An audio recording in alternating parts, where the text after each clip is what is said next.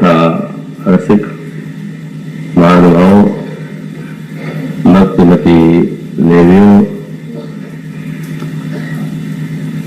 परम भक्त भक्ताग्रगण्य श्री हनुमान जी अशोक वाटिका में मां के समक्ष खड़े हैं और मां उन पर आशीर्वादों की वर्षा कर देती है। वे बड़े भाव भरे स्नेह भरे स्वर में कहती है, पुत्र, तुमने बल के साथ साथ शील भी निरंतर विद्यमान है। तुम अजर हो जाओ, तुम अमर हो जाओ और समस्त सद्गुण तुमने निवास करें। ये जो आशीर्वाद मां ने श्री हनुमान जी को दिए, उनमें से एक एक आशीर्वाद ऐसा है जो किसी भी व्यक्ति को आह्लादित कर सकता है, आनंदित कर सकता है। और यदि आप इस संदर्भ की दृष्टि से विचार करके देखिए तो ये जो रामचरितमानस के दो मुख्य प्रतिद्वंदी पात्र हैं, दशरथ और दशमुख। दशरथ वह है कि जिनके आंगन में भगवान श्री राम क्रीड़ा करते हैं, जिनके यहां वे पुत्र रूप में अवतरित होते हैं। और दशमुख वह है कि जिसका वे लंका में जाकर के वध करते हैं। किंतु श्री रामचरितमानस में एक अनोखा संकेत दिया गया कि ये दोनों ही जो व्यक्ति दशरथ और दशमुख हैं,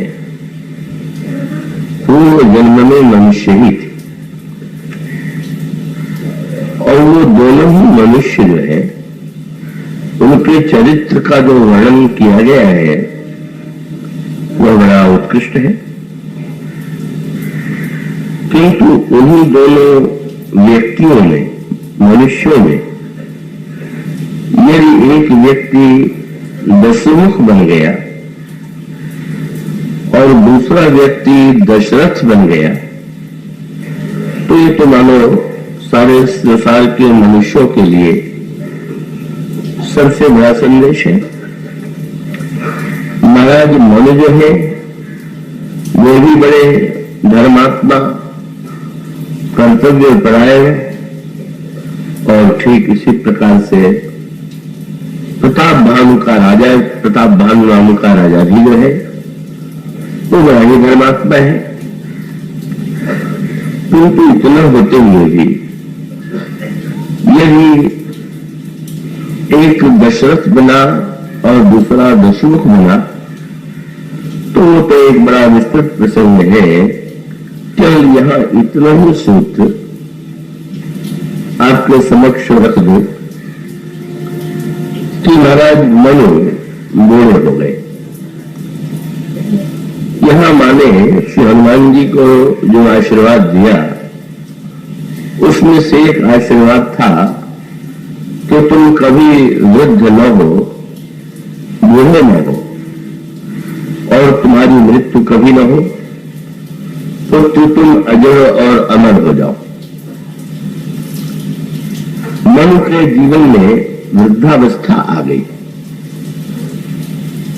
पर वृद्धावस्था की जो प्रतिक्रिया साधारणतया व्यक्ति में होती है, व्यक्ति वृद्धावस्था से भयभीत रहता है और वो चाहता है कि इस वृद्धावस्था की जो समस्याएं हैं वो हमारे जीवन में ना आवे, किंतु जब मन वृद्ध हुए तो उन्होंने वृद्धावस्था को एक संकेत और उपदेश के रूप में लिया। कल आप में से जो लोग उपस्थित थे, आज बहुत अधिक नए श्रोता है, उसमें एक सूत्र कहा गया था कि जो व्यक्ति का शरीर है का सचमुच यह स्वयं ही एक बड़ा उत्कृष्ट गुरु है, और अगर उस शरीर के द्वारा जो संदेश, जो उपदेश जीवन में मिलते हैं, अगर व्यक्ति उन्हें ध्यान से सुने, देखे, अनुभव करे, तो वह धन्य हो सकता है। और मन के जीवन में यही हुआ, वे वृद्ध हो गए, किंतु उस वृद्धावस्था ने उसने उनके अंतःकरण में विचार की प्रेरणा दी, और उनको ये लगा कि मैंने जितने कर्तव्य कर्म थे उनका पालन किया, और जब शरीर वृद्ध हुआ तो उसका अभिप्राय यह है कि उस अवस्था में स्वाभाविक रूप से व्यक्ति के पुरुषार्थ में तो न्यूनता आ ही जाती है।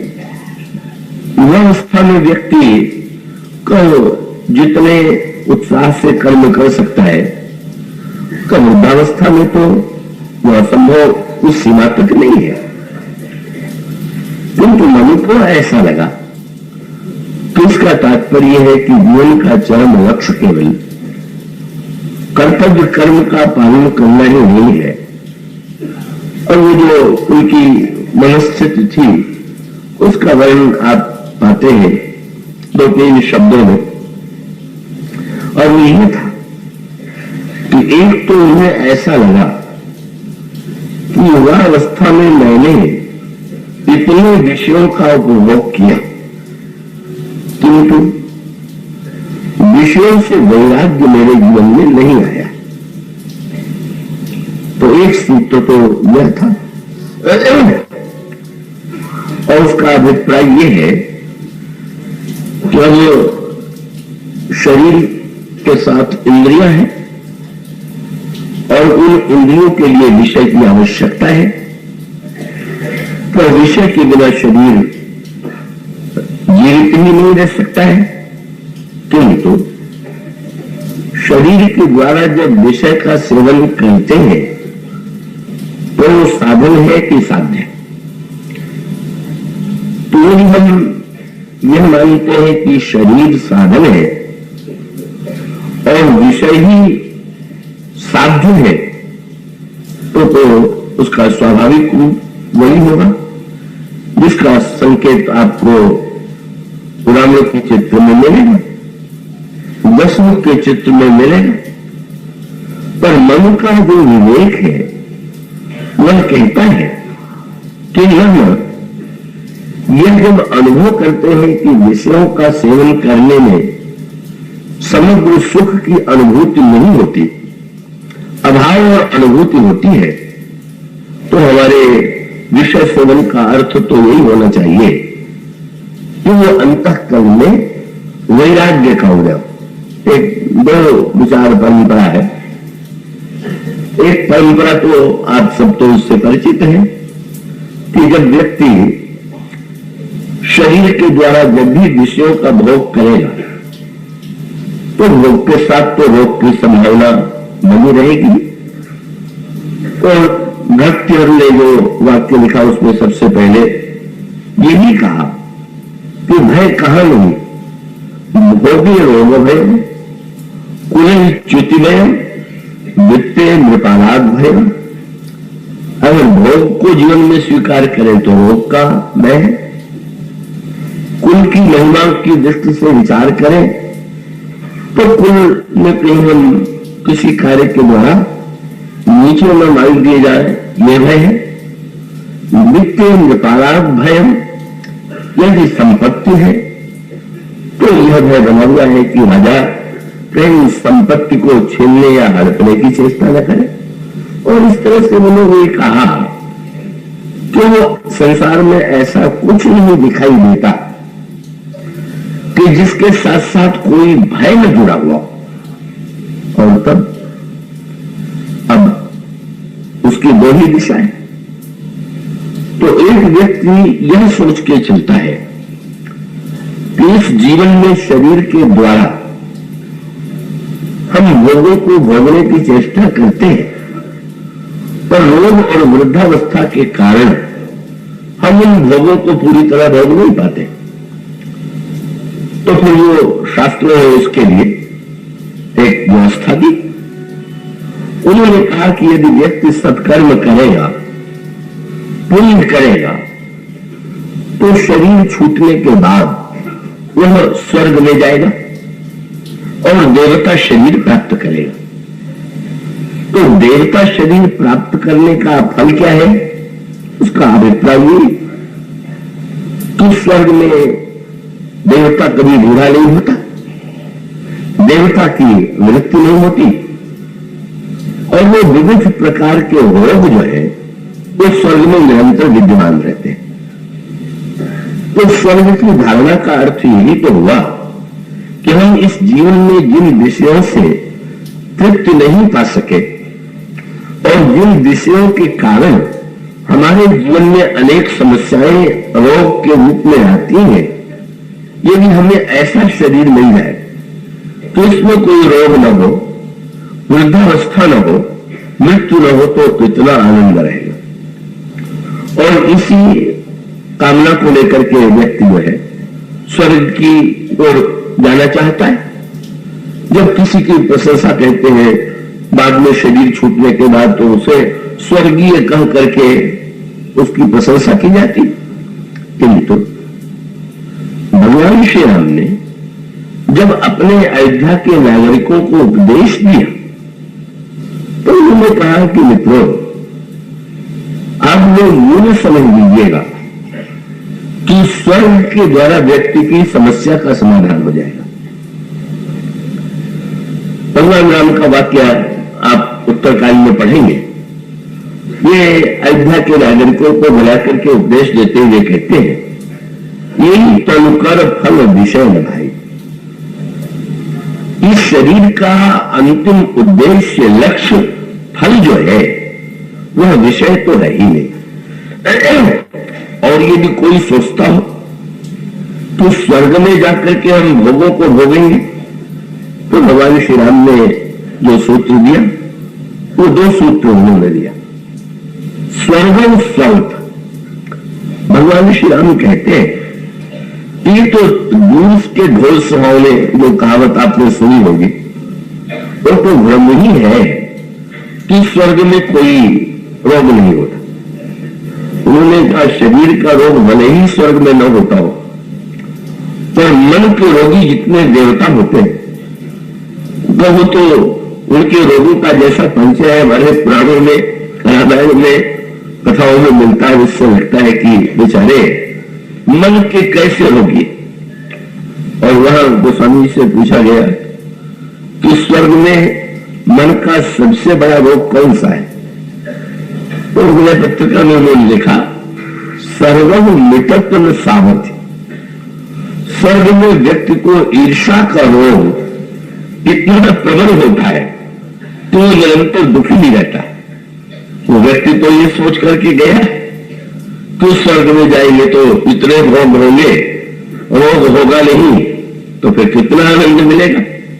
पर विचित्र विडंबना है, वहां भी तो सबको समान भोग नहीं मिलता। आपके बगल में दूसरा देवता है और वो अधिक पुण्य करके देवता बने हैं, तो उसे भोग की सामग्री भी मिलेगी तो बहुत बड़ी मात्रा में मिलेगी, दूसरे व्यक्ति को कम मिलेगी। और परिणाम क्या होता है? वो अपने बगल वाले देवता को देख करके दुखी होता रहता है कि हाँ यहाँ इसके पास जितनी अप्सराएं हैं, ये जितना विहार कर रहा है हमारे जीवन में तो वो नहीं है। मतलब यही है कि ईर्ष्या का रोग तो मनुष्य में ही होता है, पर मनुष्य और देवताओं में एक अंतर है। और अंतर यह है कि मनुष्य जो है वो ईर्ष्यालु अगर होता है तो पुरुषार्थ करता है, आगे बढ़ता है और वो चेष्टा करता है कि बगल वाले को जो प्राप्त है मैं उससे भी आगे बढ़ जाऊं। पर स्वर्ग की समस्या है कि वहां व्यक्ति भोग तो सकता है पर पुरुषार्थ नहीं कर सकता। वहां कोई ऐसा कार्य नहीं है कि वहां पढ़ने के बाद ये लगे कि हम उन्नति कर सकते हैं। वहां तो जो पूंजी आप लेके गए हैं उतने में ही रहना होगा, उसको बढ़ाने का तो कोई मार्ग ही नहीं है और उसे ही भोगना होगा। और भोगने के बाद भगवान राम ने दूसरा वाक्य कहा, अंत दुखदायी। मृत्यु तो नहीं हुई, पर मृत्यु न होने के बाद भी व्यक्ति का पुण्य जैसे ही समाप्त हुआ, क्षीणे पूरे मृत्युलोक के विषंति, वो पूरा मृत्युलोक में फेंक दिया गया। तो भगवान श्री राम कहते हैं कि अगर कोई व्यक्ति विचार करके देखे तो उसको लगेगा कि सचमुच ये दूर से जो देवता इतने सुखी लगते हैं वे कितने दुखी है। और गोस्वामी जी ने जन्म भी तो यही किया। भगवान राम जब चित्रकूट में पधारे तो मुनि लोग तो बाद में पहुंचे, देवता पहले पहुंच गए। और गोस्वामी जी ने क्या मीठा व्यंग किया देवत्व पर। क्या गोस्वामी जी कहते हैं, सब देवता आए और भगवान राम के समक्ष, भगवान राम के सामने जब देवता पहुंचे तो भगवान श्री राम ने राम प्रणाम पूर्ण सबका, सारे देवताओं को भगवान राम ने प्रणाम किया। पर आगे चर्चा क्या चली, गोस्वामी जी कहते हैं, कद गिनती दुख दुसह सुनाए। महाराज स्वर्ग में हम कितने दुखी हैं, मानो यही ये है। कैसी विचित्र बात थी। कहो जो मृत्युलोक के रहने वाले कौन किरात थे वो भी आए और देवता भी आए। तो देवताओं ने अपने दुख का रोना सुनाया कि महाराज स्वर्ग में कितना दुख है, कितने संकट में है, और मृत्यु लोक में रहने वाला रावण हमें कितना संकट में डाले हुए, और कौन किरात आए। तो ऐसा लगा कि उनके जीवन में तो दुख का कहीं लेश ही नहीं, उतने आनंदित है दर्शन मात्र से ही कि उन्हें तो कोई वस्तु ही नहीं चाहिए। इसका अभिप्राय है तो वो देवत्व चाहे जितना आकर्षक हो, तो वो अगर व्यक्ति विचार करके देखेगा तो उसको लगेगा कि देवत्व सचमुच मान मनुष्य की अपेक्षा भी अधिक समस्याओं